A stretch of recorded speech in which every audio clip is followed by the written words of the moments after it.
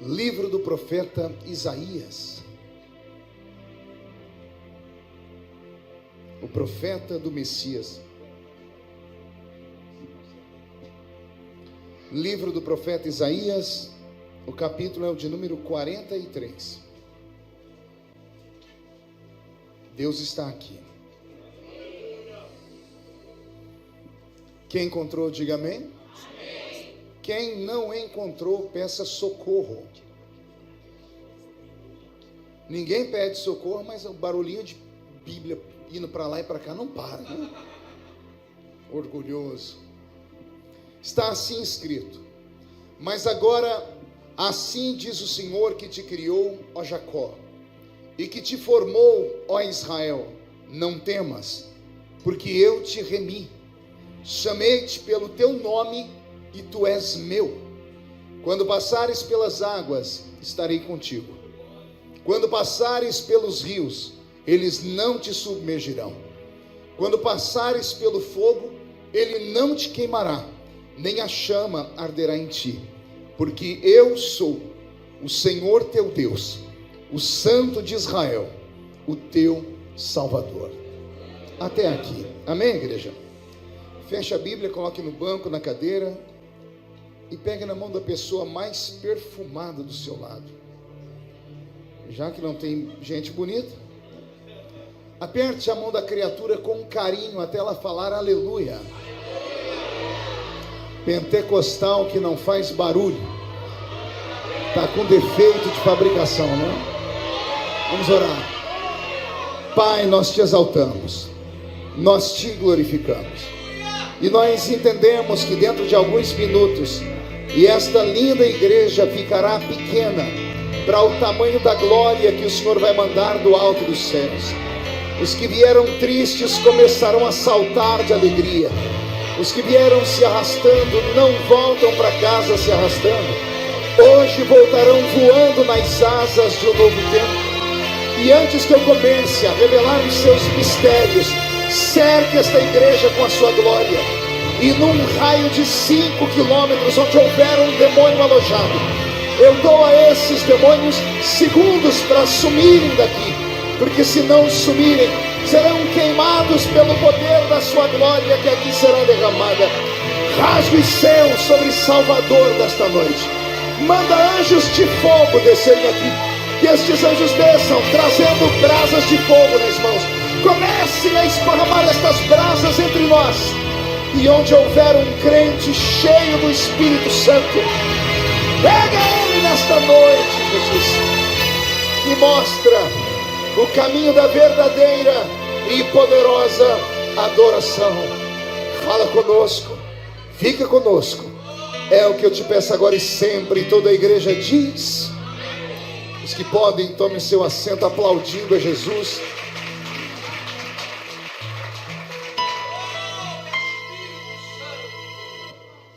Porque Ele é bom, porque Ele é maravilhoso.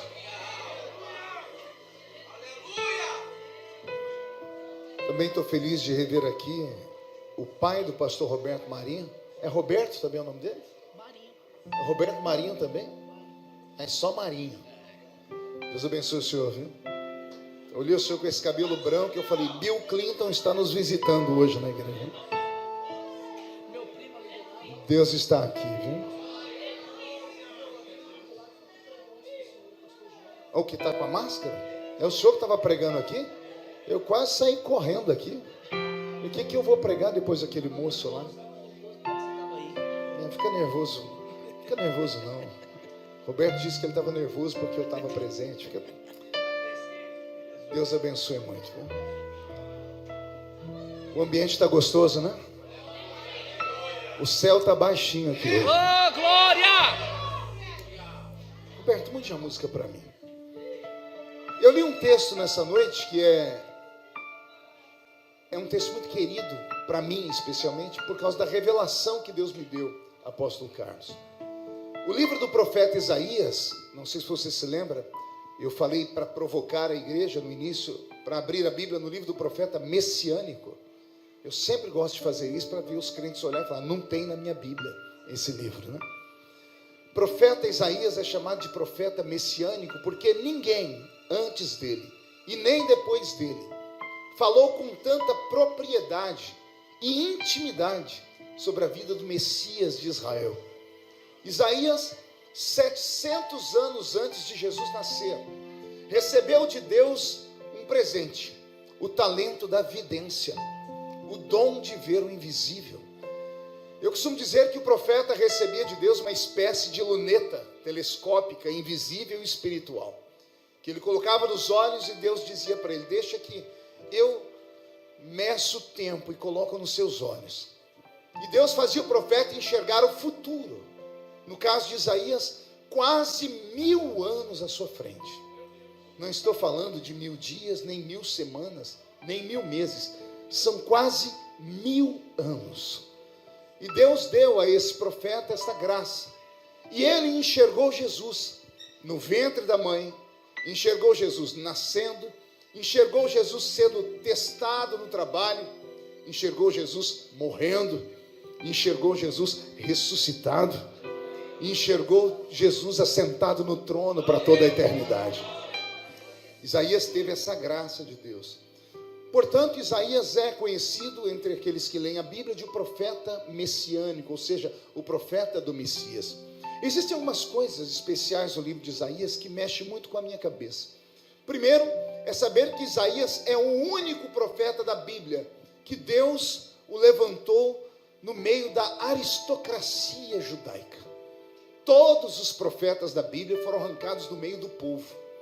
Todos eles eram gente como a gente, eram da plebe. Isaías não. Isaías tem sangue azul nas veias. Isaías é sobrinho do maior rei do seu tempo, que era o rei Uzias. E quem já teve curiosidade de ler sobre o rei Uzias, vai ver que esse rei era um rei cuja sua fama o precedia. Não havia na terra, no tempo dele, entre todos os reis da terra, um rei que fosse tão puro, tão casto e tão santo como era o rei Uzias. Isaías é sobrinho dele. Eu sei que muitas pessoas arregalaram os olhos e uma irmã riscou um aleluia ali atrás quando eu falei da pureza desse rei. Só que com este rei, como eu disse, tem coisas interessantes no livro e uma delas é essa. Eu fico apavorado quando eu leio a história dele. Pergunte por quê? Porque sendo um homem casto, puro e santo, Deus o reprovou.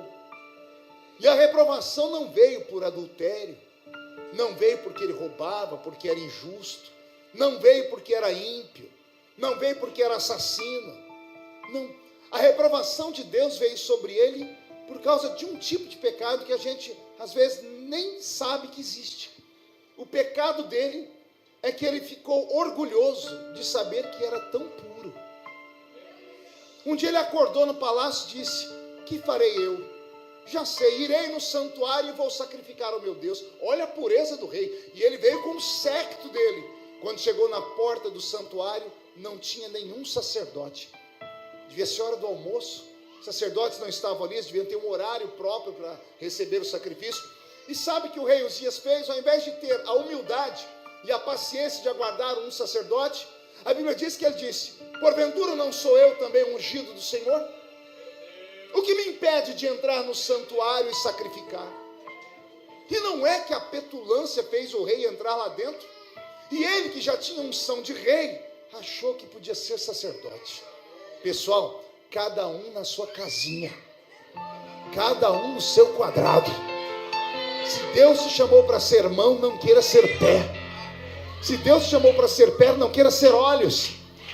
Não sinta inveja de outros. Você pode até desejar com o coração limpo: Senhor, me dá aquilo que o Senhor deu ao teu servo. Mas nunca sinta inveja de ninguém. Porque o que Deus deu a mim, só deu a mim. E o que Ele deu a você, só deu a você. A porta que Deus abre para mim é bênção, para você é maldição. A Bíblia diz que Deus usou Moisés para abrir o Mar Vermelho. E Deus abriu o Mar Vermelho para Israel. Israel passou abençoado. Lá atrás vem Faraó pelo mesmo caminho. O que aconteceu com eles? Morreram todos. Porque a porta que Deus abre para mim, ela tem o meu nome, o meu tamanho. Não tem o seu, nem o seu tamanho. É só aguardar o tempo. O rei Uzias achou que podia ser sacerdote. Ele fez uma ministração, as pessoas estavam com ele, devem ter até chorado, dizendo: o meu rei é puro. Olha, ele fez exatamente como sacerdote. Ele matou o animal, ele aspergiu o sangue, ele queimou o pão da proposição, ele apresentou incensos. Estava indo tudo muito bem, até que o rei Uzias saiu do santuário. E a Bíblia diz que quando ele colocou o pé fora do santuário, nasceu uma lepra na testa do rei. Eu amo esses detalhes da Bíblia. Se a Bíblia só dissesse que o rei ficou leproso, já estava bem. Mas a Bíblia diz que a lepra nasceu na testa. Nasceu aonde? Quer perguntar por quê? Quando o rei era ungido rei, ele dobrava o joelho e derramava um azeite aqui. E como ele está de cabeça inclinada, o azeite escorria pela testa e ia pela barba. A unção que vinha no centro da cabeça passava pela testa. É o único homem da Bíblia que Deus ungiu e desungiu. Vou falar de novo. Ele recebeu o óleo da unção que veio pela testa. Aí Deus disse: pois aí eu dei a unção, vou tirar a unção e vou colocar uma lepra, para mostrar que o que era para ser bênção virou morte. Porque ele não ficou com aquilo que eu dei a ele, ele queria mais do que aquilo. Curiosidades do livro, e não é nem sobre isso que eu vou pregar. Mas voltando ainda, assuntos interessantes do livro. Outra coisa que eu vejo no livro do profeta Isaías: a Bíblia protestante, que é a nossa Bíblia, a Bíblia evangélica, ela tem 66 livros, diferentes da Bíblia católica, que tem 7 livros a mais, e diferente dos rolos antigos, que além desses tinham mais de 40 outros livros. Então nós temos aí, a Bíblia foi sendo, foi secando, foi sendo separada em partes, até chegar no livro que nós temos na mão. Hoje, nós protestantes carregamos uma Bíblia na mão que tem 66 livros. Quantos livros? Curiosamente, o livro do profeta Isaías tem 66 capítulos. Eu estou escutando um outro barulho que não é o seu teclado, é a guitarrinha. Deixa eu quietinho, para ganhar um beijão, viu? Só porque é vermelho e branco é a cor de São Paulo. Mais baixinho aqui, Roberto. Então, veja só. Deixa eu ver onde eu estava. Por isso que eu falo que nada pode tirar minha atenção, que eu me perco. Onde? 66 livros. Pois bem, 66 livros tem a Bíblia. O livro de Isaías tem 66 capítulos. Curiosamente, o mesmo número de livros da nossa Bíblia. A nossa Bíblia é dividida entre Velho e Novo Testamento. Antigo Pacto e Novo Pacto. O Antigo Testamento nós temos 39 livros. E o Novo Testamento, 27 posteriores livros. Esses livros são separados por um tempo que nós chamamos de período interbíblico, um tempo de 400 anos que Deus ficou sem falar com a raça humana, entre Malaquias e Mateus. 39 livros no Velho, 27 livros do Novo. Se você pegar os 39 livros do Velho Testamento e torcer ele, não se assuste se você ouvir gritos de ais, de uis. Não se apavore se pingar sangue, porque o Velho Testamento é terrível. Ele desenha para nós um Deus que está irado, um Deus que tem uma mão um chicote e na outra mão ele tem um cajado, e ele desfere golpes sobre o seu povo. Mas quando atravessamos o período interbíblico e entramos no Novo Testamento, de Mateus até Apocalipse, o mesmo Deus está presente, só que esse Deus esconde o cajado, ele esconde o chicote e ele pega na sua mão um vaso de alabastro. Tudo que ele bateu na raça humana, Charleston, vem ele derramando óleo para curar as feridas. Essa é a diferença entre o Velho Testamento e o Novo. Pastor, e o que isso tem a ver com o livro de Isaías? Se você ler o livro, como eu já li de maneira curiosa, você não vai perceber. Mas se você ler o livro, como eu já li, estudando, você vai perceber que do primeiro capítulo até o capítulo 39, Deus está irado. Deus olha para Isaías e diz assim: Isaías, eu tenho um povo que tem olhos e não vê, tem ouvidos e não ouve, que chama de mal o que é bom, que chama de bom o que é mal. Eu tenho um povo idólatra. Deus só derrama sobre o povo o cálice da sua cólera e da sua ira. Deus está irado. Mas do capítulo 39 para frente, como em um passe de mágica, no capítulo 40 para frente, Deus começa a ficar ameno, começa a ficar tranquilo. Ele muda o tom de voz. Ele esconde a sua ira e começa a dizer: Isaías, diz ao meu povo que vai chegar um tempo sobre a vida deles, que eles não vão ter que comprar e nem vender com dinheiro, porque eles vão viver daquilo que a terra tem de melhor para dar a eles. Chegará um tempo, Isaías, que o cordeiro vai caminhar com a áspide, a criança vai brincar com a cobra, o cordeiro e o leão andarão juntos, e não haverá derramamento de sangue nem ira, porque um tempo de paz virá sobre a terra. O livro de Isaías, portanto, é uma mini Bíblia. É o livro mais respeitado entre os judeus. É o livro mais citado pelos outros livros da Bíblia. E quem se lembra de Jesus Cristo quando passou por aqui, um dia dentro de uma sinagoga deram a ele a oportunidade de pregar. E havia num canto um vaso cheio de rolos sagrados. E Jesus simplesmente botou a mão, porque era assim que eles faziam a leitura, era na revelação divina, era o urim e o tumim, era o sim e o não, enfia a mão aqui dentro e tira um livro, e quando ele saca o livro, era o livro do profeta Isaías.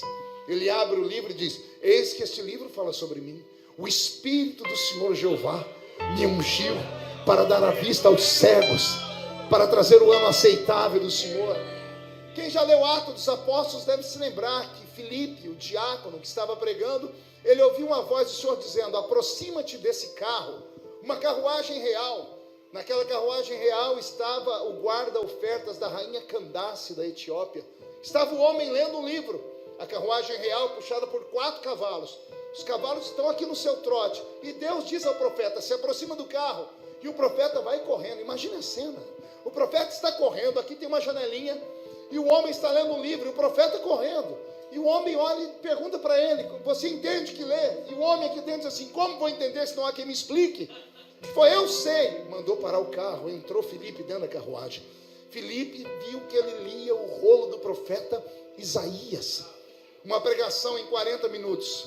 O homem foi tão tocado que ele olhou pela janelinha e disse: eu vejo água ali. O que me impede de ser batizado? E Filipe disse: se creres de todo o seu coração, nada. Desceu Filipe e o guarda-ofertas da rainha Candace, o eunuco, para aquelas águas. Diz a Bíblia que, tendo Filipe batizado o eunuco, quando o eunuco se levantou das águas e foi limpar os olhos para tirar a água, cadê Filipe? A Bíblia diz: e o Espírito do Senhor arrebatou Filipe e levou ele para pregar em outro lugar. Veja a importância do livro do profeta Isaías. Deixo aqui um conselho para vocês: leia mais o livro do profeta Isaías. Se debruce sobre ele, se dedique em oração, e você vai encontrar respostas de Deus para as suas calamidades. Posso ouvir um amém? Amém. Isaías também tem outras características. Por exemplo, tem textos no livro de Isaías, pastor Carlos, que a gente lê e acha que é um poema. E quando eu falo em poema, me dá angústia. Quer perguntar o porquê? Só falo se todo mundo perguntar. Eu sou crente desde criança, né? 13 para 14 anos eu já estava convertido. E como eu sempre fui muito falante, chegava a época do Natal, a Assembleia de Deus tinha um negócio que chamava de jogral. Você já imaginou onde vai dar, né? Sangue de Jesus tem poder. E na época do jogral, como eu era muito falante, eles me colocavam para fazer o jogral. E tinha um jogral que eu encenei ele acho que uns 8 anos seguidos.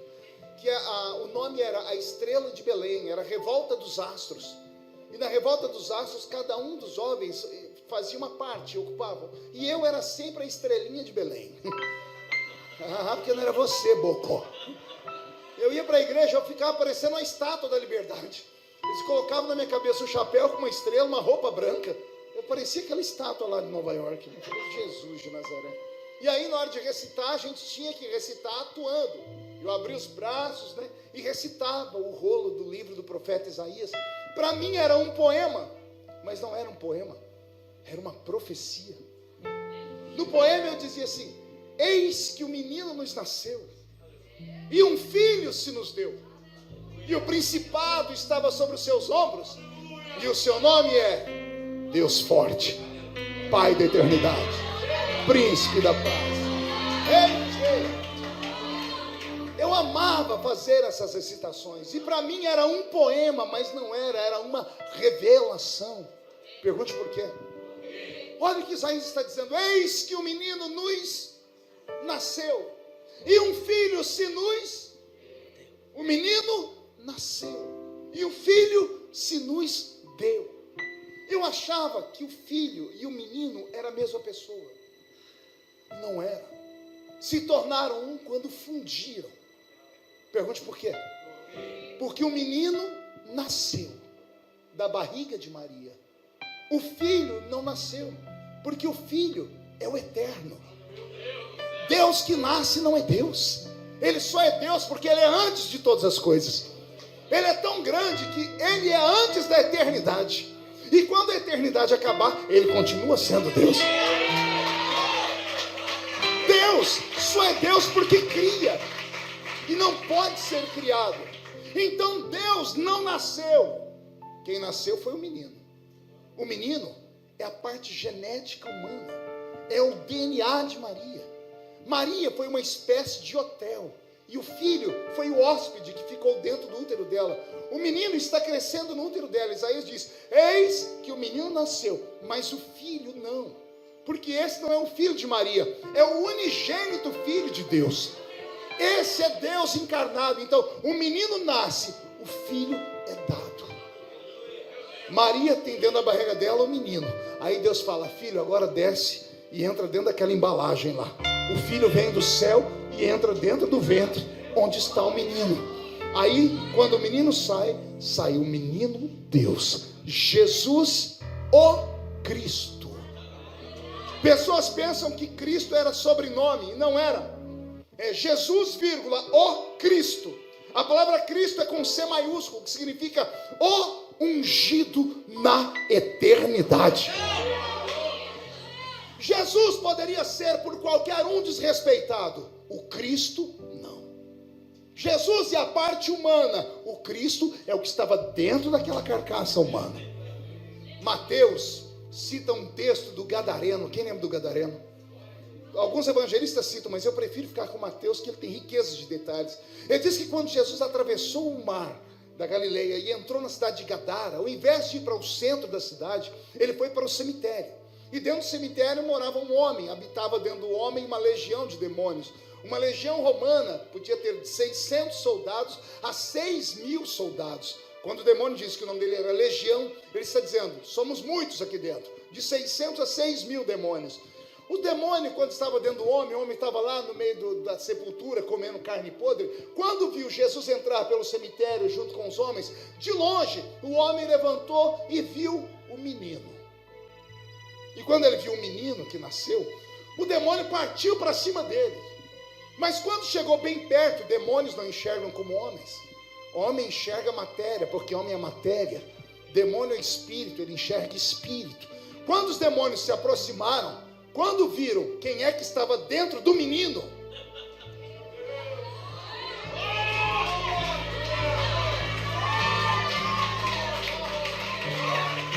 a parte humana endemoniada viu Jesus, correu para bater nele. Quando chegou perto, os demônios oraram e disseram assim: não, o que tem dentro dele é o Cristo. Caíram de joelhos e olha que os demônios disseram: por que vieste nos atormentar, ó Cristo, antes do tempo? Os demônios não conheciam Jesus, porque demônio não é onipresente. Tem demônios que nunca saberão quem é você, a não ser no último dia, porque eles não são onipresentes nem oniscientes. Então quando eles viram o menino, partiram para cima, chegaram perto, olharam e recuaram, porque dentro do menino estava o filho. Posso fazer você dar um pulo para cima agora? Roberto, mude a música. Estamos no Gólgota. Pendurado no Gólgota está Jesus o Cristo. A morte vem de longe, ela é um espírito.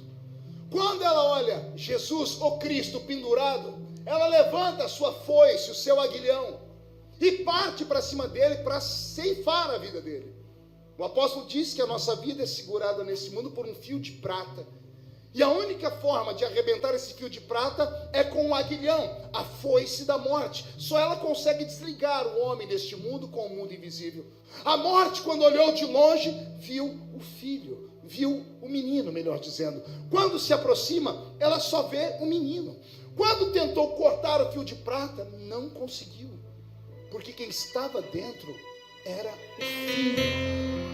E havia uma lei, por Porque a lei dizia que a alma que pecar, o salário do pecado é todos pecaram e destituídos estão Aquele que está pendurado nunca pecou, não tinha erro, não tinha falhas. A morte não podia levá-lo. Quando ela olhou de longe, o menino estava assim, porque foi vencido pelo cansaço, foi vencido pela dor, pelos cravos, pelas mais de 400 cortes feitos pelo chicote que usou os soldados romanos para bater nele, o azorrague, que ia de 7 a 12 tiras de couro amarrados na ponta com limalha de ferro, que simplesmente destruiu o corpo de Jesus. Ele não tinha forças. O menino estava assim. Mas quando a morte chegou perto dele, o filho dentro do menino estava assim.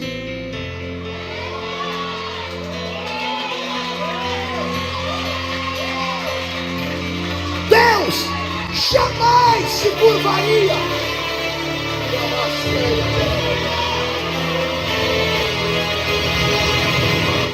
Quando a morte bateu a foice no peito dele para cortar, a foice quebrou. O menino está assim, mas o filho está assim. O filho enxerga a morte como um espírito e diz: cai dentro, vem para a briga, vamos ver se você dá conta. A foice quebrou. Pastor, essa história é bonitinha, o senhor inventou? Não, lá na primeira epístola de Paulo aos Coríntios, capítulo 15. Morte, onde está o teu aguilhão, ó morte? E Paulo explica: travada foi a batalha na cruz, e lá a vitória foi de Jesus, e o aguilhão quebrou. Por isso que Jesus tem hoje na mão a chave da morte e do inferno. Posso ouvir um grito de glória a Deus aqui? Isaías, portanto, estava dando uma revelação a nós e não um poema. Ele estava falando sobre as duas naturezas de Jesus, a humana e a divina. E aqui me relembrei agora dos velhos pregadores antigamente, né, Charles, que nós crescemos ouvindo, que dizia: ele, como homem, teve sede, mas como Deus disse: quem tem sede, vem a mim e beba, porque eu sou a fonte da água da vida. Como homem, ele, tendo feito o jejum de 40 dias, teve fome, mas como Deus, ele diz: eu sou o pão vivo descido do céu. Como homem, ele se cansou e deitou na polpa do barco. Como Deus, ele ergueu e gritou: vinde a mim vós, os que estáis cansados e oprimidos, e eu vos aliviarei. Como homem, ele teve mãe e não teve pai. Como Deus, ele tem pai e não teve mãe. Coisas assim nós aprendíamos antigamente. Então Isaías está dando para nós uma revelação sobre as duas naturezas de Jesus. Mas agora vem a parte mais forte. Pergunte qual? Só fala se todo mundo perguntar. A Bíblia diz que Isaías disse também que o nome de Jesus seria o nome divino, e colocarão nele o nome de Emanuel, que significa Deus conosco. E colocarão nele o nome que significa. Estudando com muito afinco, descobri que a tradução não nos foi passada de maneira correta. A nossa Bíblia Sagrada, para chegar na língua portuguesa, antes do português, ela veio do latim, ou melhor, veio do inglês. Antes do inglês, em alemão. Antes do alemão, em latim. Antes do latim, em grego, hebraico e aramaico. E assim foi escrita a Bíblia. Primeiro nesses 3 idiomas que eu citei por último. Inclusive alguns deles, como o aramaico, extinto. Aramaico, hebraico e grego. Depois do grego, então, a Igreja Católica começa a crescer muito. Daí os romanos, como eram os maiorais que mandavam no mundo, usavam latim. Então a Bíblia foi traduzida para o latim. Do latim teve aquela revolta com Martinho Lutero e ele traduziu para o alemão. Do alemão ele provocou a reforma na Europa, e um reformador inglês, que me sumiu agora o nome dele, ele traduz a Bíblia para o inglês. Do inglês, a Bíblia percorreu a Europa e chegou em Portugal. E em Portugal, um padre chamado João Ferreira de Almeida traduziu a Bíblia para a nossa língua. E aqui começa o problema. Pergunte por quê? A nossa Bíblia foi traduzida não do original, e sim do inglês. E para cada palavra em inglês, nós temos na língua portuguesa quase 10 significados. A Bíblia inglesa, a língua inglesa tem 600 mil verbetes. A língua portuguesa tem 2.600.000 verbetes. É muito mais fácil aprender a falar inglês do que português. Nossos filhos aprendem a falar muito mais fácil o inglês do que os filhos americanos o português. Por isso que hoje nós temos uma torre de Babel na igreja. Antigamente nós tínhamos até a cultura de fazermos uma leitura coletiva. Quem lembra disso? O pastor lia um versículo, a igreja lia. Hoje não dá mais para fazer isso, porque cada Bíblia é numa tradução. E como cada uma é numa tradução, tem gente que está lendo a Bíblia. Isso aí não é a Bíblia, não. Umas coisas é muito diferente. Por causa da envergadura da língua portuguesa. E o que eu vou falar agora vai, com certeza, encher a sua alma de alegria. Porque João Ferreira de Almeida tentou captar o segredo do nome. E ele não conseguiu. Ele disse, o nome dele é Emanuel, que traduzido significa Deus conosco. Mas não é isso que está no original. Vou pedir para o meu amigo Israel vir aqui me ajudar a pregar agora. Uma salva de palmas para o Israel.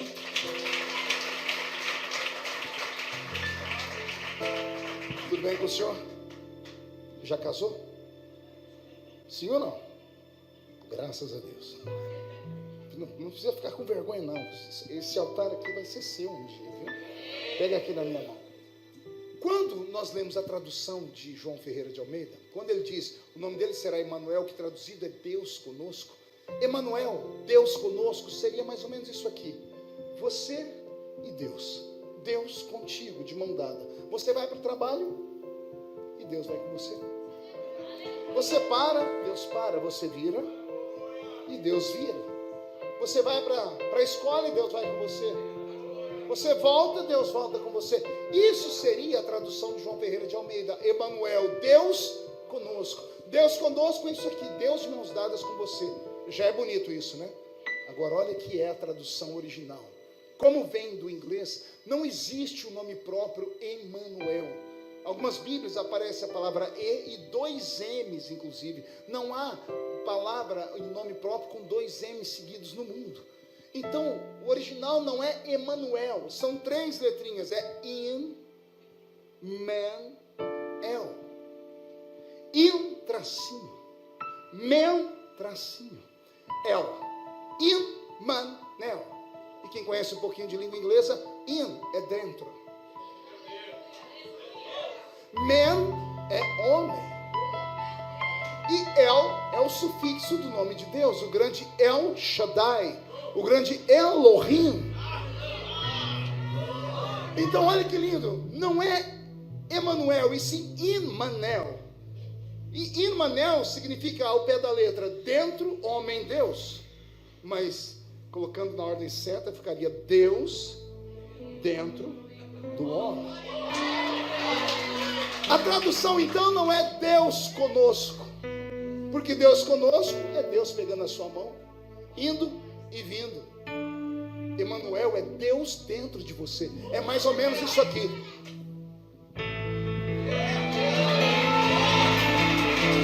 Não tem como Deus te abandonar, nem dissociar.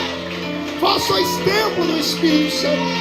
Não é Deus conosco, é Deus dentro de nós. Deus dentro de você. Deus dentro da sua casa.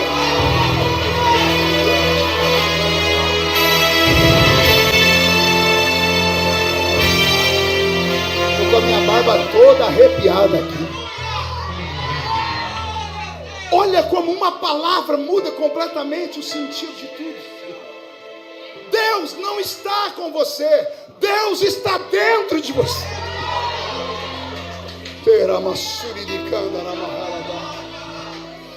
Eu abro um parênteses aqui só para dar um puxãozinho de orelha, porque essa geração mais nova, esses crentes mais novos, eles morrem de medo de tudo. Tem medo de entrar na casa com a luz apagada, tem medo de passar perto de uma encruzilhada, tem medo de Zé Pilintra, Zé Pilantra, Chucaveira, Tranca-Rua, Preto Velho, tem medo de mandinga, tem medo de saravá, tem medo da cruz de Caravaca, tem medo de tudo.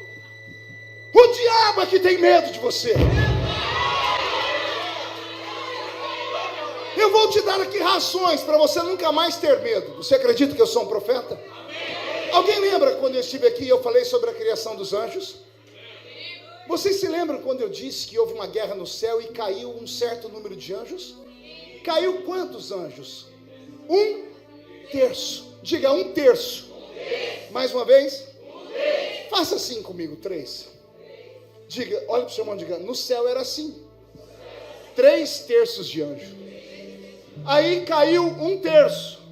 Dobra um dedo. Sobraram quantos? Não ouvi. 2 o quê? Caíram quanto? Sobrou? Para cada demônio que resolve tocar na sua vida, tem 2 anjos para quebrar eles.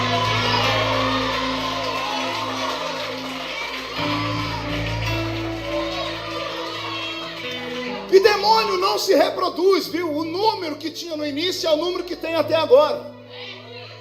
Bem como anjos não se reproduzem. O número é exato desde a criação. Para cada demônio que te atormenta, tem 2 anjos para te proteger. E a Bíblia diz, o anjo do Senhor acampa ao redor daquele que o teme e o livra do mal. Suponhamos que os demônios que venham, peguem o seu anjo que está do seu lado desprevenido e chegue lá uma horda de 10 demônios. E caso eles consigam tirar esse anjo que está perto de você, pastor, eu fico desguarnecido? Não, vem o segundo bloqueio. Pergunte qual? O sangue de Jesus Cristo que te cobre.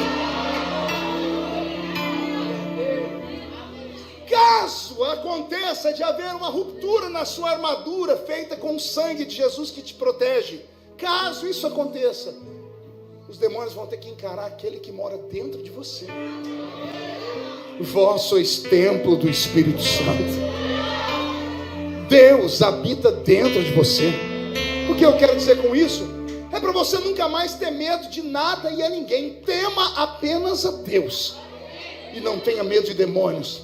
Porque os demônios inteligentes a partir de hoje fugirão do seu caminho. E os demônios desavisados que ficarem no seu caminho serão transformados em tapete. Porque Deus te dará poder para pisar sobre eles e expulsá-los. Porque você é herdeiro da graça e da salvação. Só quem crê dá um grito para acordar todas.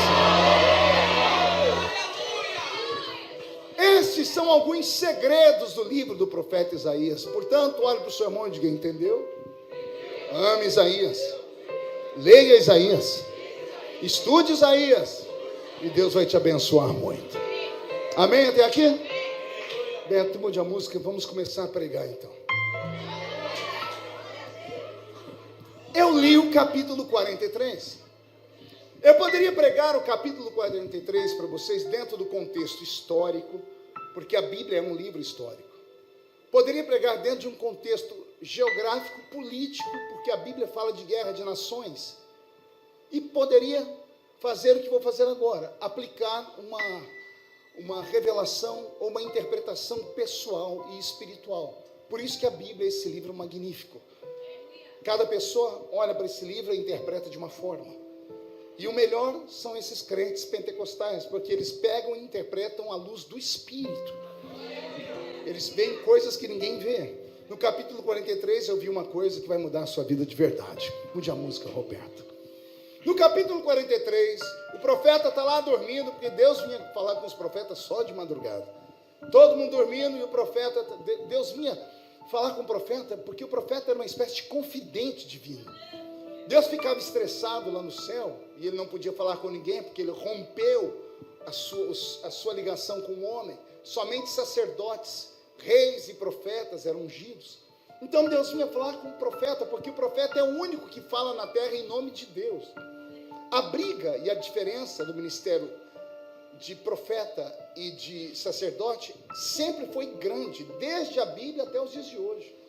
O sacerdote seria o pastor da igreja. O profeta seria o evangelista, que vem, passa, prega e vai embora. Qual a diferença do evangelista e do profeta? Qual a diferença entre o sacerdote e o profeta? O sacerdote pensa para falar. E o profeta fala sem pensar. O sacerdote vem e levanta o altar. Aí vem o profeta e diz, esse altar está desmantelado. Levanta esse altar direito. O profeta prega numa igreja 2, 3, no máximo 5 vezes. Daqui a pouco ninguém mais aguenta ouvir. O povo passou, não traz mais aqui não, porque não estamos dando conta. São ministérios específicos. Entenderam até aqui? Então Isaías, ele é um profeta. Como ele é um profeta, a função dele é a inversa do sacerdote. O sacerdote escuta o povo. O povo traz oferta, o sacrifício, e conta ao sacerdote a lamúria. Aí o sacerdote pega o sacrifício, pega a oferta, apresenta diante de Deus, e quando sobe o cheiro da fumaça, ele diz: Senhor, o seu povo precisa de perdão, precisa de milagre. Então o ministério sacerdotal é ouvir o povo e falar com Deus. O ministério profético é inverso, é ouvir Deus e falar com o povo. Por isso o ministério profético é tão importante, às vezes tão raro. Porque o profeta só fala as verdades porque ele não vive o dia a dia do povo. O sacerdote, por viver o dia a dia do povo, sabe onde estão as partes mais fracas, então às vezes ele faz mais vistas grossas. Porque é assim que eu faço quando eu pastoreio a minha igreja. Então quando às vezes tem alguma coisa muito dura, e se eu falar eu perco a metade do rebanho, eu digo: Senhor, manda um profeta, pai. Aí a gente marca um congresso, vem o profeta, e o profeta fala, e a gente diz: fala, Deus, fala. Entenderam aí o mistério? É assim que funciona, né? Então Isaías é o profeta. Deus acorda e fala: Isaías, sim, senhor, o que foi? O senhor está bravo ainda? Não, Isaías, já passou a parte brava. O que o senhor quer? Isaías, eu tenho um povo. Como assim, senhor? Eu só tenho um povo. Eu não tenho 2 nem 3. Mas eu não tenho um povo homogêneo. Eu tenho um povo que se divide em 2 grupos. Como assim, senhor? Parte do meu povo só está preparado para ouvir coisas que fazem sentido.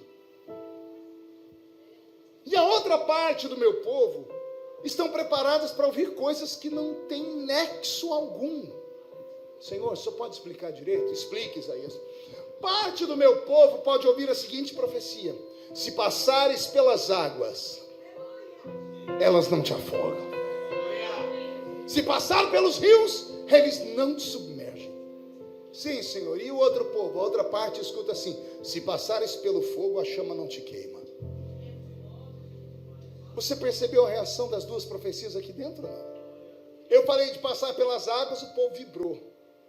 Glória a Deus, aleluia. Eu falei de passar pelo fogo, houve um silêncio sepulcral na igreja. Mas era natural. Eu esperava isso. Pergunte por quê? Porque a mente humana só está preparada para ouvir aquilo que faz sentido. Passar pelas águas é algo natural do ser humano. Passar pelo afogamento, todo ser humano já passou ou vai passar. Quem aqui já quase se afogou? Levante a mão para eu ver. Ó, tem uns crentes que eu acho que vieram lá da Assembleia de Deus. Não, eu nunca fui na praia, pastor. Nunca fui na piscina, então nunca me afoguei. Ô, Bocó, quem está falando que a gente se afoga só nadando? Às vezes a gente se afoga tomando um copo d'água. Alguém que já engasgou com um copo d'água? A sorte que nós temos esse nariz aqui. Senão a água entra por onde não devia, né? Parece que vai sair pelo olho. Se não é o nariz, a gente morria afogado com um copo d'água. Por isso que quando eu disse: se passares pelas águas, elas não te afogam, houve naturalmente um grito. Pergunte por quê? Todas as palavras que você ouve da boca de um pastor, de um político ou da televisão, as palavras entram no seu ouvido e elas são naturalmente enviadas ao seu cerebelo. O cerebelo é um aparelhinho que nós temos aqui no alto do cocoruto. Seria uma espécie de HD humano. Seria a parte onde estão as nossas memórias. As memórias conscientes, as memórias inconscientes, e ambas abrigadas no nosso subconsciente. Tudo que você ouve é depurado pelo cerebelo. Não sei se você já percebeu que tem alguém falando, ou num discurso, ou na televisão, você está lá de braços cruzados, e você nem percebe, mas automaticamente a pessoa vai falando e você faz assim, ó. Ou assim, ó. Alguns abrem um sorriso, outros fecham a cara. A pessoa nem sabe. Por que isso aconteceu? Pergunte a mim, por quê, pastor? As palavras entraram no seu ouvido e foram para o cerebelo. O cerebelo trabalhou numa velocidade tão grande que nem os maiores computadores do mundo dão conta de alcançar. E ele buscou todas as memórias. Ele acessou instantaneamente todas as suas memórias, inclusive algumas memórias intrauterinas. Memórias de quando você estava dentro da barriga da sua mãe. Porque sentimentos passam para os filhos. Coisas que você nem se lembra mais estão armazenados aí.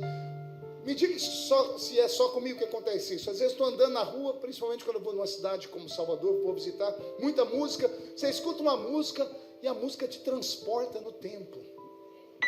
E você fica sorumbático, ou alegre, ou depressivo. Porque a música nos transporta no tempo. Ela ativa memórias, das quais algum de nós nem mais se lembra. Você sente um cheiro de uma comida. Você é transportado lá para a roça, no tempo de 1800 e bolinha. Um cheiro, um perfume, uma cor de roupa, um objeto, um carro. Por que isso chama a nossa atenção? Porque tudo que você visualiza através dos 5 sentidos que Deus nos deu, são depurados pelo cerebelo. E ele automaticamente te faz entender coisas que são naturais. Então existe parte do povo de Deus que só podem ouvir de Deus coisas que fazem sentido. Como essa, se passares pelas águas. O que é uma palavra que faz sentido? Seriam promessas que Deus faz às pessoas, mas promessas naturais, promessas normais. Diga comigo, promessas normais. Promessas normais. Essas promessas normais podem ser ditas em qualquer hora, em qualquer lugar, a qualquer momento, que a pessoa ouve, e ela não tem que fazer um exercício mental, ela não tem que fazer uma equação dizendo, será, vai ou não vai? Porque tem coisas que a gente escuta no púlpito que faz os crentes ficarem filosofando na igreja.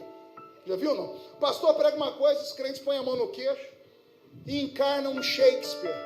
E começa a dizer, to be or not to be, that's the question. Ser ou não ser? Será?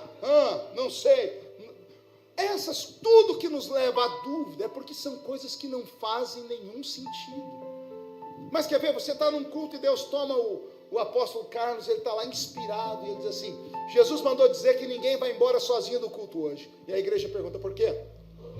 Porque o anjo do Senhor acampará ao seu redor e te livrará de todo o mal. Antes que eu terminasse a citação do versículo, você já estava gritando. Por quê? Pergunte a mim por quê? A palavra entrou no seu ouvido, foi lá no cerebelo, buscou todas as suas memórias, e alguma delas o seu espírito diz, pode acreditar nisso aí. Porque eu estava no culto em 1850 e Deus usou uma irmã que ela deu um testemunho que Deus me livrou de um acidente, o meu filho de um afogamento, a minha filha disso ou daquilo. Automaticamente o nosso espírito se abre. Promessas simples, promessas que qualquer um pode entender.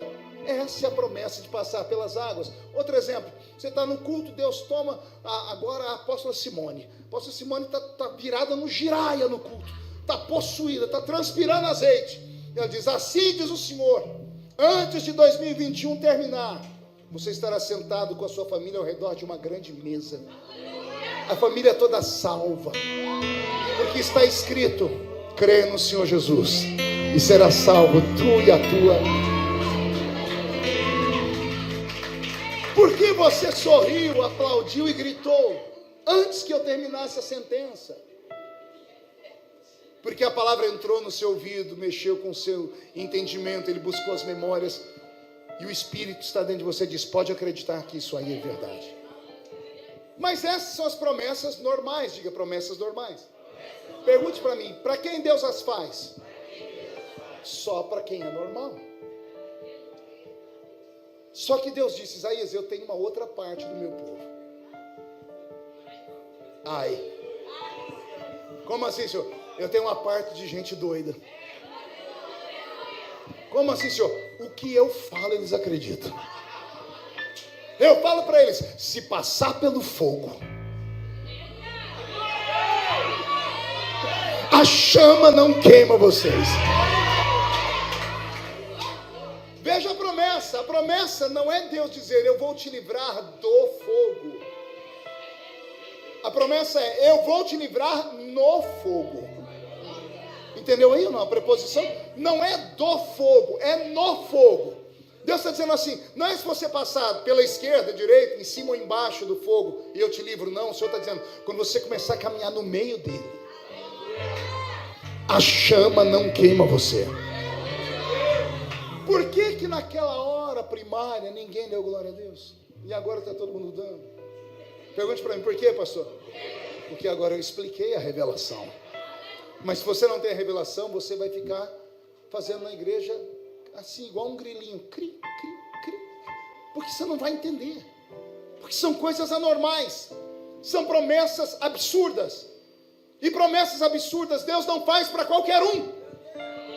Promessas absurdas Deus só faz para aqueles que olham para os campos que estão brancos, prontos para a ceifa. Ainda que esteja no meio da pandemia, ainda que a terra esteja árida, ainda que esteja como o deserto do Saara, mas aquele que acredita que Deus pode fazer brotar a vara de Arão no meio do deserto, ele vai dizer: eu vou colher no meio da tribulação, eu vou colher no meio do deserto. Porque são promessas malucas. Vou te dar um exemplo de promessa maluca. Você está no culto e o pastor Carlos está virado no homem de Deus. Ele passa a mão naquela careca assim, que você vê que a unção pegou. E ele diz assim: Deus está me dizendo que dentro de 3 meses, um irmão aqui dentro vai receber uma carta vindo da Espanha. E esta carta virá de um escritório de advocacia. E a advocacia espanhola vai dizer a esta pessoa: você foi mapeado e descobrimos que você vem de uma linhagem de príncipes e reis espanhóis. E como você vem de uma linhagem de príncipes e reis espanhóis, você herdou 10 castelos espanhóis e 100 milhões de dobrões espanhóis. Olha a cara da pessoa que está dando aleluia, rápido, rápido, olha a cara dela. Vê se é normal. Quando uma coisa vem do Espírito, a pessoa dá glória a Deus e chora. Quando vem uma profecia louca, a pessoa dá glória a Deus e começa a rir. Porque nem ela acredita. Porque não é normal. É Abraão, coitado, Charles, estou andando, o cajadinho dele, sento e lá vai pedrada de anos. Deus diz: Abraão, meu filho, sim, senhor. Sara, sua mulher, dará à luz a um filho dentro de um tempo. Abraão cai na risada. Você está rindo por quê? Senhor, a gente já fez bodas de prata de amizade. Quando eu era aquele garotão de 75 e o senhor falou que eu ia ser pai, eu acreditei. Agora eu tenho 100, senhor. E você está duvidando por quê, Abraão? Senhor, somos amigos, então para o senhor eu posso falar. Dá uma olhadinha aqui. Artrite, artrose, osteoporose, reumatismo, catarata, cegueira, flatulência, flacidez, impotência. E o senhor está achando que eu estou ruim? Vai lá na minha casa. Olha a minha namorada Sara. Pergunta a idade dela, senhor. Pergunta. Qual a idade de Sara? 90. Já cessou o ciclo dela. Quem gosta de uma mulher de 90 anos, foi um asilo, um museu, com os netinhos, né? Fora disso, não dá para cobiçar uma mulher, nem para ter filho com ela. Por isso que Abraão riu. Sara também riu. Por isso que o nome de Isaac é riso. Porque é uma promessa maluca. É uma promessa doida. Só pode acreditar em coisa doida quem é doido também. Por isso que Deus não te faz promessas doidas. Tipo assim, você vai entrar num foguete e vai para a lua ainda. Porque você vai ficar filosofando. Será? Deus vai fazer, vou te dar 10 milhões de reais dentro de 6 meses. Você fica, mas como? Você fica procurando um jeito. Coisas malucas não se explicam, se aceitam.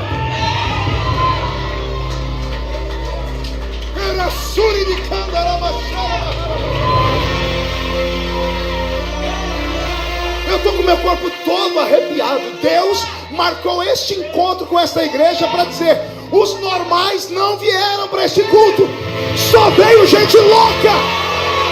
E se você é louco, recebe as promessas loucas.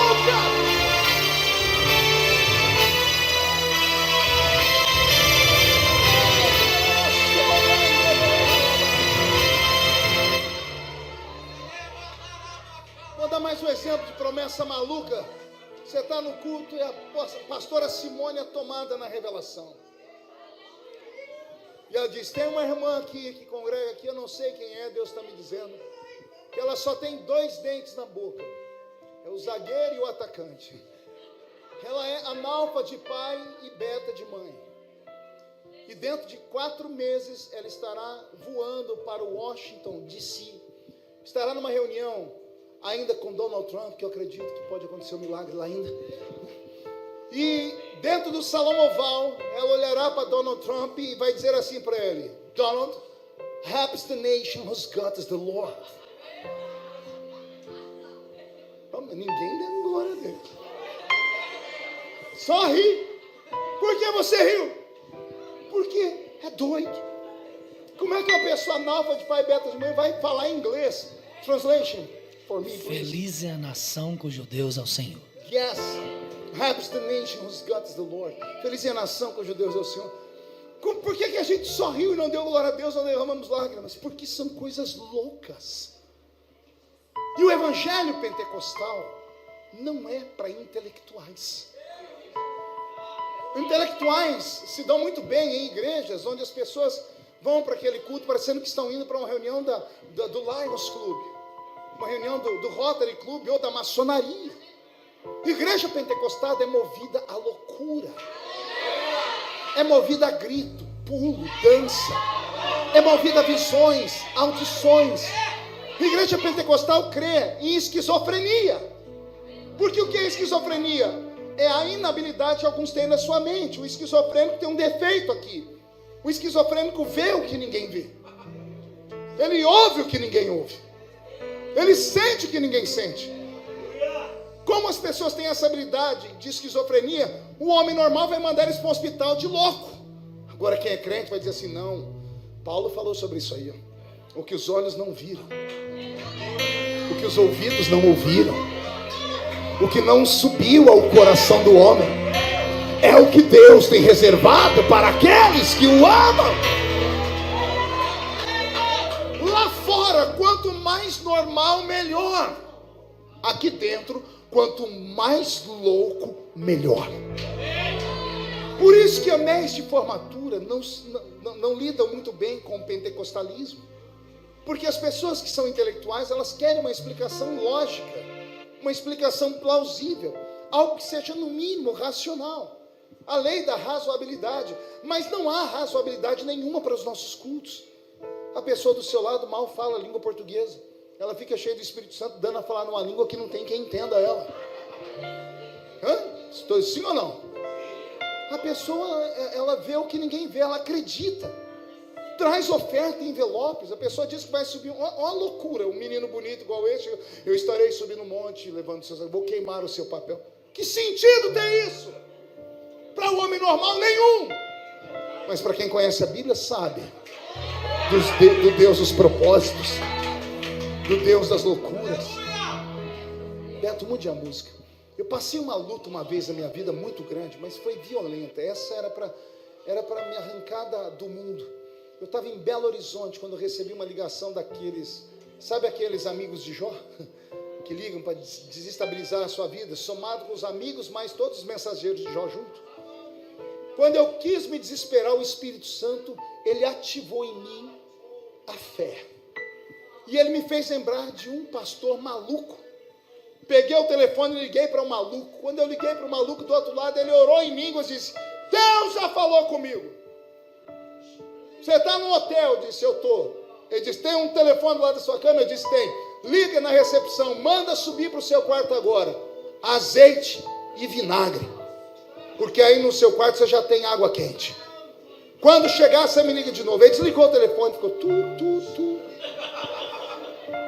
Imagine eu, assembleiano, com um pouquinho de equilíbrio. Um homem me manda ligar no hotel para subir azeite e vinagre. E eu falei, eu estava desesperado. Liguei: moço, tem como mandar um pouquinho de azeite? É muito, falei, um potinho, eu não sei, um potinho de azeite com vinagre. Daqui a pouco subiu o azeite e vinagre. Fui lá no banheiro, deixei chover na água quente, botei um pouquinho de água quente no lixinho do banheiro. Estou na minha frente, azeite, vinagre e água quente. Liguei para ele chorando: profeta, já está aqui. O azeite, o vinagre e a água. E agora? Ele deu um grito do outro lado e disse assim: pega o vinagre, passa nos 2 pés e deixa no viva voz. E vai falando para mim que você passou no pé esquerdo e no direito. Eu comecei: passei no pé esquerdo, passei no pé direito. Ele disse: assim diz o Senhor, eu uso o vinagre para curar a ferida, não vai infeccionar.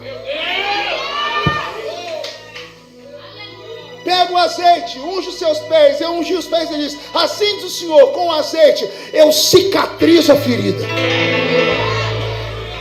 Agora pega água quente e lá diz: sinta prazer, porque o Senhor está limpando. Eu fiquei mais tranquilo e disse: agora hoje ainda encontra um prego virgem. Vai anotando aí. Um prego virgem. Em pleno domingo, dentro da capital de Minas Gerais, em Belo Horizonte. Eu falei: e aí, profeta? Crave esse prego virgem hoje ainda numa árvore frutífera, antes da meia-noite. Aí eu liguei para os meus assessores e disse: me acha um prego virgem. Como, pastor? Se vira, senão os dois estão desempregados. E eu não sei o que eles aprontaram, que deu 2 horas depois, eles me trouxeram o prego virgem. Fui pregar num culto. O culto não acabava. Falei: Jesus, tem que acabar, porque o profeta disse que antes da meia-noite. Saí eu no centro de Belo Horizonte procurando uma árvore frutífera. Não achei árvore, achei uma mangueira na frente de uma boate gay. E eu ainda não tinha tido problema com eles, não. Isso foi profético. Mais tarde veio a retaliação. Eu arrumei aquele prego. Eu acabei com o sapato, porque não tinha martelo, nada. Fui batendo naquele prego até ele fincar naquela árvore aos prantos. Liguei para o profeta e disse: está feito. Ele disse: segunda-feira pega o avião, vem aqui para Alagoas, que eu preciso orar com você pessoalmente agora. Tudo que aquele homem mandou fazer, eu fiz. Sentei na frente dele, eu nunca vi um negócio daquele, nem sei porque Deus está mandando falar isso aqui. Sentei numa mesa com ele, ele pegou um papel limpo, uma folha de sulfite, passou no meu rosto, amassou tudo, desamassou, botou do lado esquerdo, ele era canhoto, ficou, eu conversando comigo aqui, ele começou a riscar esse papel. E ele falou: não olha para o papel, olha para mim. E ele começou a falar em línguas. Quando ele terminou, nas dobraduras, nos risquinhos, ele foi seguindo os risquinhos, foi seguindo a dobradura, tinha um dragão desenhado. E ele colocou o nome do demônio. Esse é o demônio que quer acabar com a sua vida e o seu ministério. E eu falei: o que eu faço? Ele disse: você vai levar esse papel para casa e vai cozinhar ele por 10 minutos. Eu falei: e depois? Depois você vai enterrar ele na entrada da sua cidade. Eu falei: meu Deus, isso é macumba.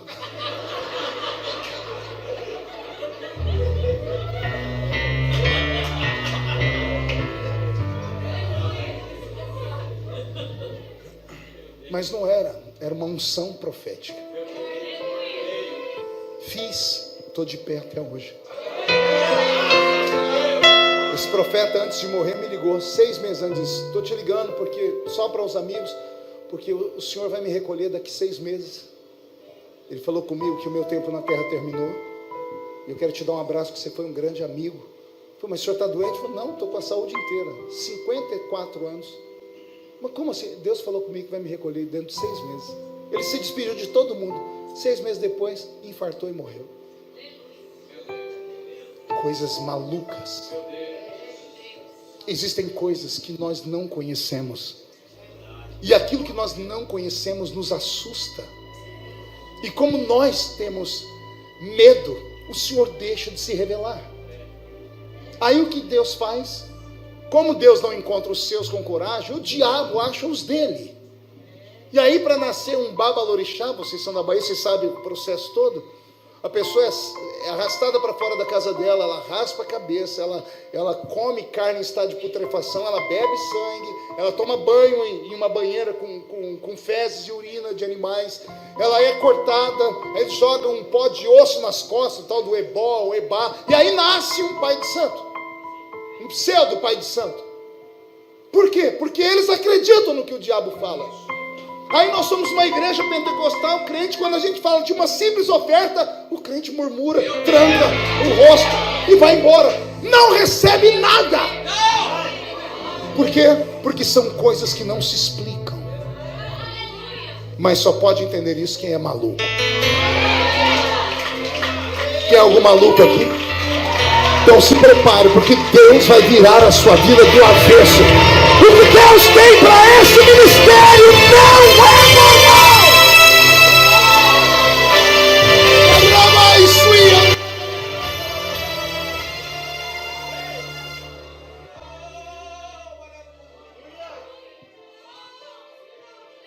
Dezembro de 2012, Fui para os Estados Unidos, tinha 2 anos de mandato como deputado federal, e eu estava desanimado. Pergunte por quê. Como pregador, eu estou sempre em evidência e em destaque. Você chega numa Câmara que tem 513 deputados, você é só mais um. Você chega querendo mudar o mundo, aí lá dentro você descobre que você não consegue fazer nada.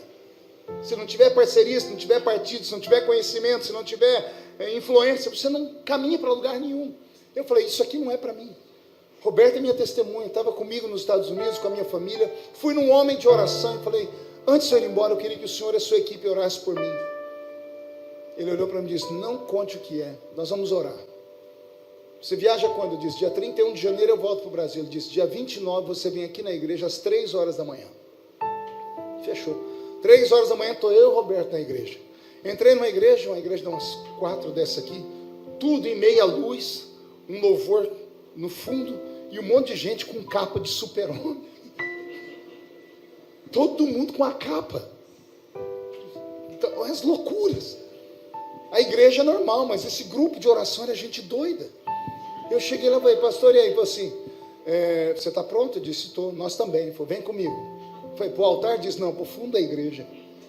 Eu falei, o que tem lá no fundo? No fundo botou umas 8 cadeiras, botou um pano por cima das cadeiras. Eu falei, o que é aquilo ali? É a tenda da congregação. Eu falei, meu Deus, onde eu estou me metendo? Porque Moisés tinha um ponto de encontro dele com Deus, que era a tal da tenda da congregação. E o pastor fez um cantinho na igreja que disse que ali era a tenda da congregação. Eu falei, tudo bem. Ele falou, vamos lá, vamos. Chegamos, tinha umas 8 pessoas ao redor, tudo com a mão em cima da tenda. Ele falou, entra aqui debaixo. Eu entrei, o Roberto ficou do lado de fora, eu entrei e sentei num canto. Sentei, entrou o pastor, sentou do meu lado, e chegou uma outra irmã, com a família dela aqui do lado de fora, ela sentou aqui no canto. A irmã fechou o olho e começou a falar em línguas, e o pastor falou para mim, está pronto? Eu disse, estou. Essa irmã aqui agora não é mais ela. Eu disse, é o quê? Eu disse, ela é só o vaso. O Senhor vai tomar ela para falar com você. Você crê? Eu disse, 3 horas da manhã, estou na tenda da comunidade, porque eu creio, né? Ele falou, então pergunta para ela o que você quer. Como assim? Pergunta. Eu não quero perguntar, porque aí é fácil. Ele falou, então só diz uma palavra. Eu olhei para ela e disse assim, decepção. Quando eu disse decepção, Deus tomou ela em línguas. Ela olhou para mim e disse assim, você tem certeza? Tem certeza que você quer aparecer? Eu te faço aparecer, mas o vento vai soprar. Não vai ser vento, vai ser tempestade. Olha aí a sua família sofrendo e falando em línguas. Olha as suas igrejas virando de cabeça para baixo. Mas olha o seu nome sendo soprado no Brasil e no mundo. Ai, começou a gritar. É dor, é pancada, é choro, é humilhação, é vergonha. Você quer ainda? Eu disse, quero. Assim diz o Senhor. Em 30 dias eu te faço conhecido no mundo inteiro. Agora aguenta. Cheguei no Brasil no dia 1º de fevereiro. Dia 3 de fevereiro, vou para a Câmara dos Deputados, começo a separação das comissões. E uma das comissões, que era a comissão que o PT mais amava, que era a Comissão de Direitos Humanos, que eles nunca abriram mão dela, por causa da eleição que seria em 2014, eles abandonaram aquela comissão e veio parar no meu partido. E o meu partido era um partido cristão. E a Comissão de Direitos Humanos nunca ficou na mão dos cristãos. Quando eles viram que veio para um partido que só tinha pastor, começou o inferno. Jean Willis foi para o Twitter e disse assim, só faltavam colocar o pastor Marco Feliciano lá. O diabo cantou a pedra. Meu presidente disse, não era você, Feliciano, porque você é um deputado que acabou de chegar, mas como ele disse que se fosse você eles não queriam, agora vai ser você. Gente, em 30 dias a minha vida virou um inferno. Vocês lembram? Foi 90 dias de Jornal Nacional. 90 dias de pancadaria. Eu saí nas revistas, nas páginas amarelas da Veja, capa de revista como Isto É, todos os jornais. Eu dei entrevista para 60 canais de televisão do mundo. Em alguns países eu fui proibido de entrar, em outros eu virei herói. Na Arábia Saudita eles me tinham como um herói, porque eram extremamente direitistas e conservadores. Eu nunca esperava aquilo. Resultado, sofri, apanhei, minhas filhas, tratamento psicológico, minha esposa até hoje carrega um trauma, uma doença que ela contraiu naquela época, que foi a síndrome do pânico, e a nossa vida virou o que virou. Quando eu fui reclamar, o Senhor veio do meu lado. Nesse dia eu estava sozinho no meu quarto orando lá em Brasília. O Senhor disse: foi você que falou decepção. Aguenta, porque eu tenho coisas grandes ainda. Eu estou aqui hoje falando não para normais. Não estou falando aqui para crentes carnais. Eu estou falando para homens e mulheres que pisam na terra, mas a cabeça deles está no céu.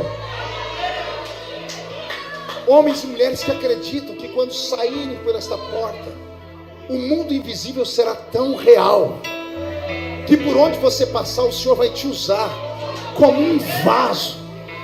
Demônios não suportarão ficar no mesmo ambiente que você. Não se assuste se você entrar no shopping center e começar a cair pessoas de um lado para o outro. O céu vai se revestir em você, porque o que Deus tem na sua vida é muito grande, é muito forte. Se você acredita nisso, agora não dá glória não, agora dá um berro nesse lugar.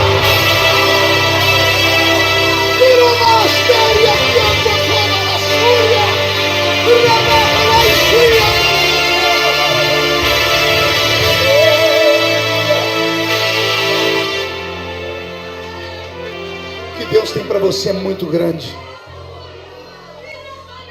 Deus me trouxe hoje aqui só para te lembrar de que tudo que Ele fala, Ele cumpre. Por mais maluco que seja, por mais sem sentido que tenha sido, por mais extravagante que tenha sido a palavra, se Ele falou para você, a palavra é sua. O que eu faço, pastor?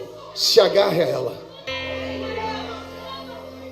A promessa é como uma clarabóia para aqueles que estão jogados no mar das dúvidas, para aqueles que estão no mar do abandono. Se atraque às promessas, e a morte não te leva, a AIDS não te leva, o câncer não te leva, o traficante não te leva, a política não te leva, a porta não fecha. Aquele que tem uma promessa está imortalizado até que a promessa se cumpra na sua vida. Deixa eu saber, tem alguém que tem uma promessa de Deus muito violenta aqui? Então reage, pelo amor de Deus, cara.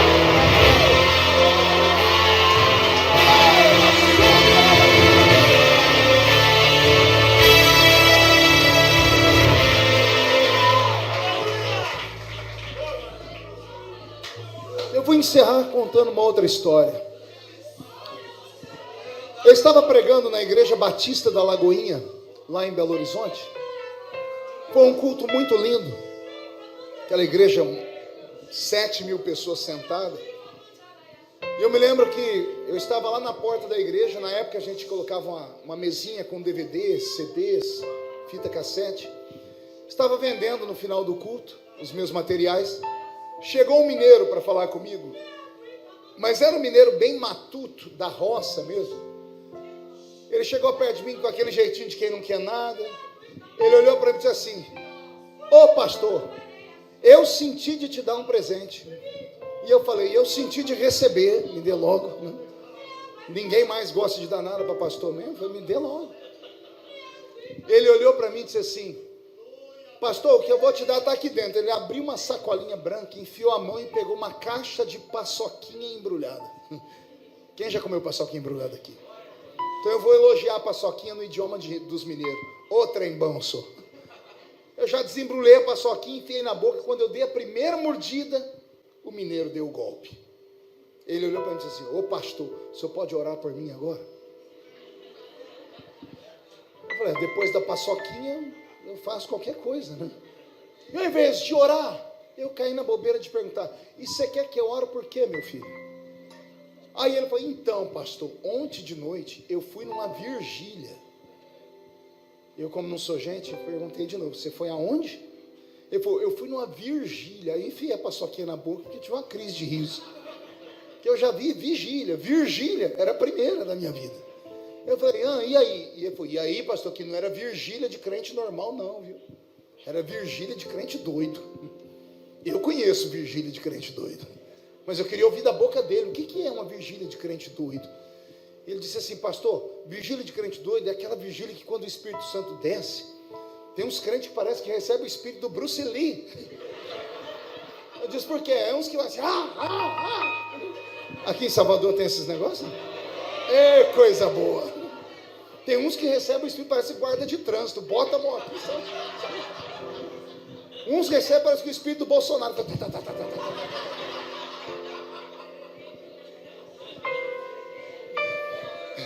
Eu falei: e aí, meu filho? E aí, pastor, que lá pelas tantas levantou um profeta doido. Isso é redundância, né? Chamar um profeta de doido é redundância. E eu conheço profeta doido, de vigília de crente doido, mas eu queria ouvir dele. Então, o que é um profeta doido, meu filho?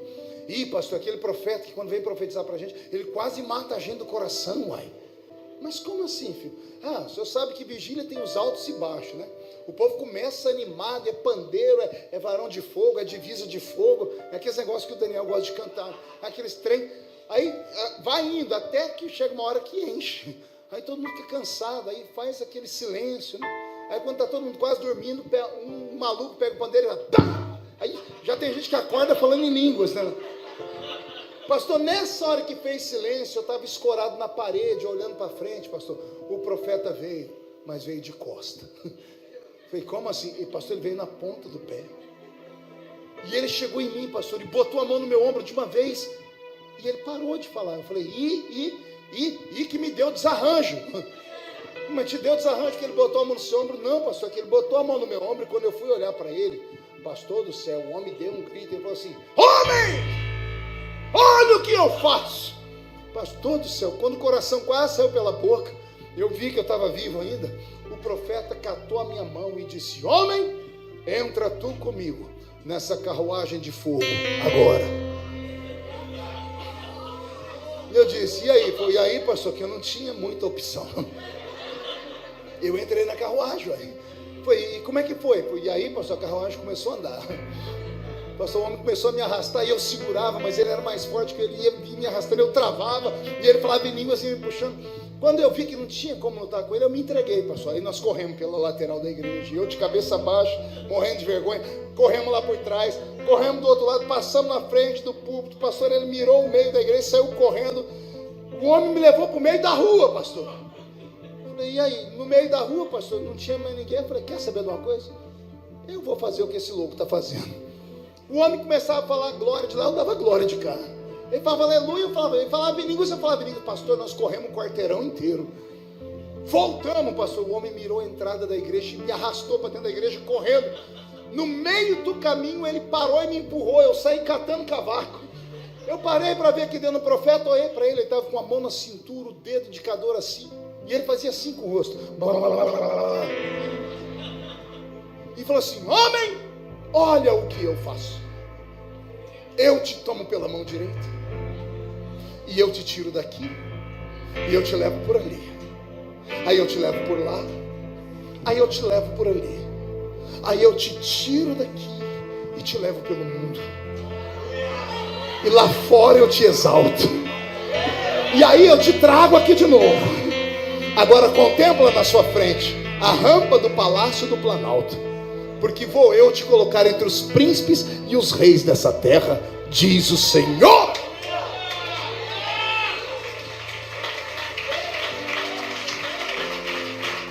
Esse tipo de profecia só tem em igrejas pentecostais carismáticas, porque o profeta é criativo. A palavra da profecia, quando é dada, ela é degustada pelo profeta, e o profeta entrega de acordo com o seu espírito. Quando a Bíblia diz, o espírito é sujeito ao profeta, não é o Espírito Santo. O Espírito Santo não é sujeito a ninguém, porque ele é Deus. O espírito que é sujeito ao profeta é o espírito do profeta, que ao receber a revelação, ele pode chegar e dizer assim: Deus mandou falar para o senhor vai passar por isso, calma. Ou ele pode dizer assim: assim diz o Senhor, vou eu, papai. Ou ele pode encenar, usar objetos, fazer coisas de maluco. Isso é a criatividade do profeta. É esse espírito que é sujeito ao profeta. E ele pode, inclusive, não entregar a mensagem, levar embora, porque o espírito do profeta é sujeito ao profeta. Nesse caso, esse profeta foi extremamente extravagante. Entregou a mensagem. Eu dei glória a Deus igual vocês deram. Aí eu olhei para o mineiro. Ele contou a história e teve uma crise de riso, que a barriga dele balançava. Eu deixei ele rir, enfiei a mão no meu bolso, peguei um cartãozinho de visita, anotei o número do meu celular, Charles, entreguei para ele, ele parou de rir, pegou, falou: o que é isso, pastor? Eu disse: é o meu celular particular. Ele: nossa, eu vou ter seu número. Eu disse: vai. E ele falou: para quê?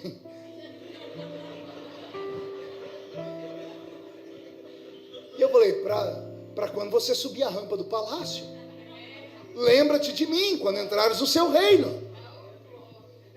E ele esperava que ele fosse dar uma glória a Deus. Ele abaixou a cabeça. Quando ele levantou, o olhinho dele lacrimejou. E ele falou: pastor, o senhor acredita mesmo nisso? Eu falei: por quê? Eu não estou entendendo. Pastor, eu moro num lugar aqui em Belo Horizonte que nem os traficantes têm coragem de ir, que é pesado. Moro numa casa, pastor, muito pequena, e a porta da entrada da casa não tem fechadura.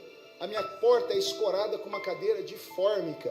E só sabe quem é fórmica quem tem mais de enta, né? Os que têm até enta não sabem o que é, só que tem mais de 40 sabe o que é fórmica. Eu disse: pastor, eu tenho 4 filhos. Moramos eu, minha mulher e minhas 4 crianças. Sabe como eu sustento eles? Com esse doce que eu dei para o senhor.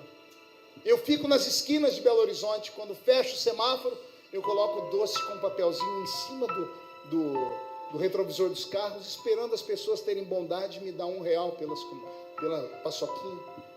Eu falei: e daí, filha? Ele disse: o senhor acha que Deus pegaria um homem como eu, banguelo, pobre, 4 filhos, e vai me tirar das esquinas e vai me colocar na rampa do palácio? Quando ele falou isso, a palavra que saiu da boca dele saiu com tanto desânimo que me contaminou. Porque não faz sentido. A palavra que não faz sentido só é degustada pelo Espírito.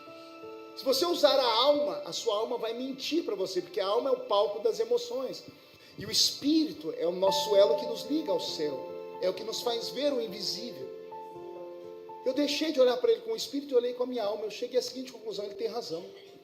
Eu tenho 2 coisas a fazer: olhar para esse moço e dizer: não, acredite, vai dar tudo certo, e vou ficar mal comigo mesmo, porque eu sei que eu estou plantando nele um falso sonho, e amanhã ele não vai conseguir, vai ficar frustrado. Ou eu vou ser sincero com ele e falar a verdade, o preto no branco, dizer: isso não vai acontecer, esse profeta estava na carne. E eu acabo com essa história agora, eu aqui dentro, brigando comigo. Como eu sou muito educado, não sou de repreender ninguém, eu fui abrir a minha boca para falar para ele alguma coisa. Quando eu fui abrir a minha boca para falar com ele, aconteceu algo comigo que somente quem é espiritual pode acreditar. Deus me tomou em sentidos. O Senhor me arrebatou. O meu corpo ficou em pé falando com ele, mas eu sumi daquele lugar. Eu apareci num lugar que eu não sei explicar para os irmãos se era grande ou pequeno, se era escuro ou claro. Eu sei que era um ermo, um vazio. E quando eu me vi naquele vazio, eu falava comigo mesmo: o que eu estou fazendo aqui? E uma voz gritou: se lembra, meu filho? E eu procurei a voz, e na minha frente começou a brotar do chão uma construção. Já viram aqueles canais de TV que mostram a construção em alta rotação? Começou a construir um prédio, um edifício, e era tão rápido que eu ia vendo ele nascer do nada, como esses filmes. Fui vendo ele ficar grande, ficar comprido, não precisa, querido, não precisa. Foi ficando comprido, foi ficando grande. Quando eu olhei no alto do prédio, eu vi uma placa luminosa escrita Hilton Hotel. Quando eu olhei bem para cima, no que devia ser o 8º andar, tinha um homem de terno olhando lá de dentro para baixo. Eu não vi o rosto do homem. Eu sabia que eu vi ele de terno por causa da silhueta dele. De repente, eu não estava mais aqui embaixo vendo o homem, eu estava atrás do homem, olhando a nuca dele. Para onde o homem olhava, eu olhava também. Ele olhou para a esquerda, ele olhou para a direita. Quando ele olhou para a direita, eu vi uma placa de um estádio chamado Estádio de Wembley. Eu falei: eu conheço esse lugar. Isso aqui é Londres. E quando eu disse Londres, uma voz gritou comigo de novo: se lembra, meu filho? Eu procurei a voz, tudo desapareceu. Eu vi aquele homem na minha frente, ele foi caindo em câmera lenta e foi se transfigurando. Deixou de ficar num homem de terno e gravata e se tornou uma adolescente, usando uma roupa de boia fria. Vocês conhecem boia fria? Quem trabalha na lavoura, na minha terra chamava gente que trabalhava em caminhão de pau de arara. Aquele pessoal com chapéu de palha na mão, 20 roupas em cima do corpo, em vez de luva, meias furadas, porque não tinha dinheiro para comprar. Ele tinha um embornal nas costas e atrás do embornal, dentro dele, tinha um facão grande, desses de cortar cana. E na outra mão ele tinha uma marmita de comida. E ele estava subindo a boleia de um caminhão. E o Senhor gritou comigo: se lembra, meu filho? Quando eu procurei a voz, o caminhão sumiu e o homem começou a cair de novo. Só que agora ele não era mais um adolescente, ele virou uma criança. Uma criança com um shortinho roto, descalço, e nas costas tinha uma caixinha de engraxar sapato. A criança parou, virou para trás e sorriu para mim num sorriso banguelinho. E o Senhor disse: e agora? Você se lembra, meu filho? E eu tive uma crise de choro. Porque era eu. O Senhor mostrou a minha vida de trás para frente. Aquele hotel Hilton era onde eu fico onde até hoje fico todos os anos quando vou pregar na escola bíblica de Londres. Aquele caminhão de pau de arara foi onde eu trabalhei para ajudar a minha mãe. Eu cortava cana, apanhava laranja, algodão e café. E antes disso, meu primeiro presente foi uma caixa de engraxar sapato. Nós morávamos em 12 pessoas dentro de 2 cômodos, uma pobreza e uma miséria. E quando eu vi o rostinho do menino, o Senhor disse para mim: você se lembra, meu filho? Eu disse: me lembro. O Senhor disse: se eu fiz na sua vida,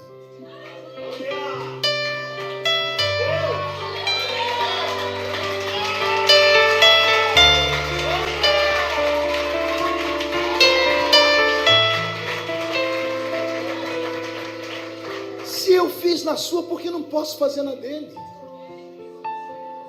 Eu voltei em mim e estava um mineiro na minha frente ainda chorando. Eu agarrei ele pelo ombro, chacoalhei ele, levantei o queixo dele, eu disse para ele: pare de chorar. E falei para ele: se foi o meu Deus que falou contigo,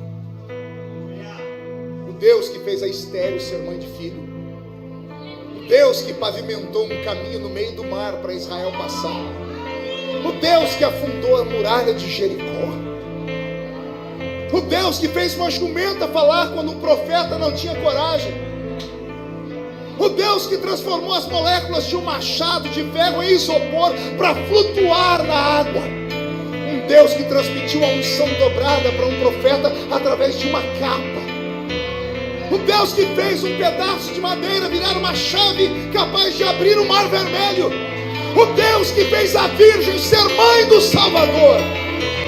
Se foi Ele que falou contigo, quem viver verá. O que Deus prometeu a você, Ele vai cumprir.